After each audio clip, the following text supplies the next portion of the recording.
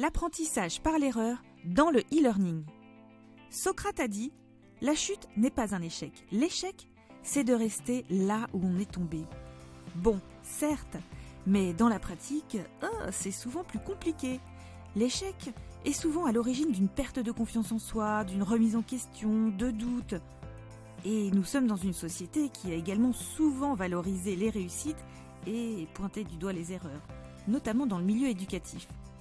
Bon, cependant, ces pratiques tendent à évoluer ces dernières années et nous allons voir dans cette vidéo à quel point l'apprentissage par l'erreur a du sens, notamment en e-learning. Bonjour à vous, je me présente, je suis Eva de LearnyBox et je suis moi-même une infopreneuse qui gagne sa vie grâce à cet outil complet qu'est LearnyBox. Si vous voulez découvrir cette plateforme pour vous lancer et commencer à gagner de l'argent sur le net, découvrez leur service via la formule gratuite sur leur site internet. Alors, si demain vous souhaitez accomplir de grandes choses et lancer votre entreprise, sachez que l'échec est omniprésent dans le monde de l'entrepreneuriat. Les startups par exemple sont des machines à échouer. Le business model américain l'a bien intégré et c'est pourquoi il a toutes ces belles success stories à son actif. Quel entrepreneur US n'a jamais connu de faille lorsqu'il a lancé son activité ? Si on prend l'exemple du producteur Walt Disney quand il s'est lancé dans le cinéma, il avait été critiqué pour son manque d'imagination. Et aujourd'hui, les enfants du monde entier grandissent avec ses productions. L'apprentissage est une affaire personnelle, un processus propre à chacun. Nous avons tous notre manière d'apprendre, nos propres facultés et facilités, et ces différents profils d'apprenants se retrouvent aussi bien en présentiel qu'en distanciel. C'est pourquoi il faut savoir composer avec. La peur de l'erreur est ancrée en chacun d'entre nous. Elle repose sur le modèle socio-éducatif que nous avons reçu. Elle peut être plus ou moins grande selon les expériences. Rappelons-nous ces traumatismes subis à l'école lorsqu'on se trompait en allant au tableau. Derrière un écran, cette peur est perçue différemment. Le e-learning détient un avantage par rapport au présentiel car il apporte un contexte sécuritaire. Les modules encouragent les apprenants à sortir de leur zone de confort et ceux-ci auront plus facilement tendance à prendre des risques. L'échec permet d'apprendre davantage et de se poser les bonnes questions. Il est important qu'au cours des formations, le formateur apporte à chacun soutien et accompagnement en proposant un contenu qui laisse place à l'échec. Si le contenu de la formation comporte des lacunes, la vraie faute sera de ne pas les corriger. Comme je l'évoquais plus haut, l'échec est inévitable au sein d'un processus d'apprentissage. C'est ce qui permet de ressortir plus confiant et plus grand. Il faut intégrer le fait que l'apprentissage, ce n'est pas juste un résultat, mais c'est aussi un processus.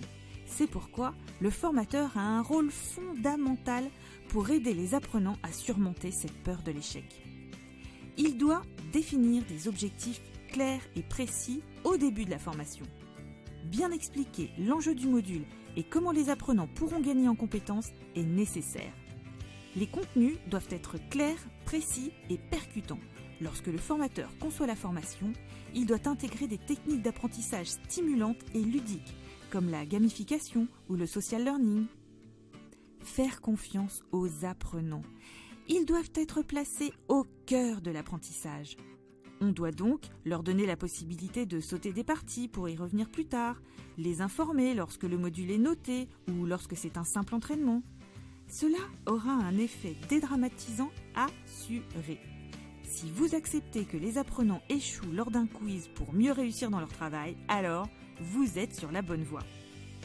Un conseil donc, ne négligez pas les erreurs de vos apprenants. Elles font partie de leur réussite future. Les données collectées sur les logiciels de diffusion de la formation peuvent permettre d'analyser les comportements des apprenants et d'anticiper un éventuel échec. L'objectif sera donc de proposer des solutions informatiques aux équipes pédagogiques afin de proposer des remédiations aux apprenants lorsque c'est nécessaire. Une façon de se lancer dans l'e-learning peut être de vendre vos compétences et connaissances aux particuliers et aux professionnels à travers des infoproduits que vous aurez créés, comme des e-books, des audios, des vidéos, voire même une ou plusieurs formations en ligne. Et pour cela, je vous conseille la plateforme de LearnyBox, qui réunit l'ensemble des outils en ligne pour se lancer rapidement et avec simplicité sur le net. Site internet, campagne de mail, tunnel de vente, webinaire, etc. Rejoignez les milliers d'infopreneurs qui ont généré plus de 400 millions d'euros à travers LearnyBox. Faites comme Fabrice qui a lancé sa formation en ligne de yoga et pilates, ou encore comme Anthony qui a lancé ses formations pour apprendre à communiquer sur YouTube, comme Yannick qui a mis en place des formations autour du commerce digital, ou encore comme Silou qui a lancé ses formations pour apprendre à cuisiner et qui s'est fait plus de 100 000 € le mois de son lancement. Et vous, qu'attendez-vous pour vous lancer ? LearnyBox vous propose d'essayer ses services gratuitement jusqu'à ce que vous fassiez vos 4 premières ventes. Il est temps de passer à l'action et de cliquer sur le lien dans la description pour vous lancer vous aussi dans l'aventure extraordinaire de LearnyBox. À bientôt chez LearnyBox les amis!